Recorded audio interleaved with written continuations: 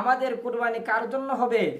একমাত্র আল্লাহর জন্য। কিন্তু আজকে আমরা কুরবানি দেই, দেখা গেছে কুরবানির দিনেও আমরা সুদ খাই, কুরবানির দিনেও আমরা ঘুষ খাই। ওই কুরবানির পশু জবাই করতে যাই আমরা নামাজ সাইডে দেই। কি সাইডে দেই?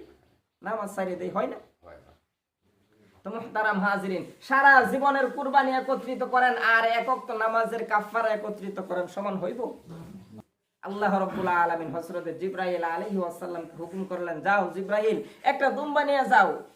আমার বন্ধু যেন তার ছেলেকে জবাই না করে। ছেলে জবাই দেওয়া আমার উদ্দেশ্য ছিল না।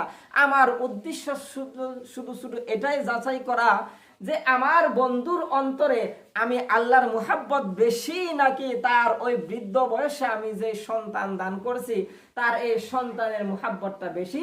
এটাই ছিল আল্লাহ রাব্বুল আলামিনের পরীক্ষা করার উদ্দেশ্য। মুহতারাম হাজিরিন, আজকে আমরা লক্ষ টাকা দিয়া কুরবানি দেই, কোটি টাকা দিয়া কুরবানি দেই, সমাজের মানুষকে বিলিয়ে দেয়। কিসের জন্য? আল্লাহ রাব্বুল আলামিন বলেন, বান্দা, তোমাদের কুরবানির কোনো কিছুই আমার কাছে পৌঁছে না। রক্ত, মাংস, গোশত তোমরা যে দান করো এর কোনো কিছুই পৌঁছে না। আমার কাছে একমাত্র পৌঁছে বান্দা তোমাদের নিয়তটা। আমি দেখতে চাই বান্দা কুরবানিটা কি একমাত্র আমি আল্লাহর জন্যই করছো কিনা, নাকি দুনিয়ার কোনো মানুষকে দেখানোর জন্য কুরবানি করেছো কিনা, সেটাই আমি দেখতে চাই। এই জন্য মুহতারাম হাজিরিন, আমাদের কুরবানি কার জন্য হবে?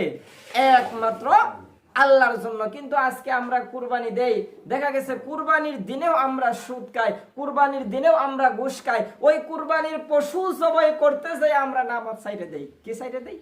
নামাজ সাইডে দেই, হয় না? তো মুহতারাম হাজিরিন, সারা জীবনের কুরবানি একত্রিত করেন আর এক ওয়াক্ত নামাজের কাফারা একত্রিত করেন, সমান হইব? হইতো না। তো এই জন্য মুহতারাম হাজিরিন, আল্লাহ তাআলা আমাদের সবাইকে সঠিকভাবে বুঝে এবং জেনে শুনে সঠিক নিয়তে একমাত্র আল্লাহ রাব্বুল আলামিনের সন্তুষ্টি অর্জনের জন্য যেন আমরা কুরবানি করতে পারি। আল্লাহ রাব্বুল আলামিন আমাদের সবাইকে যেন সেই তৌফিক দান করেন। সকলে বলেন আমিন।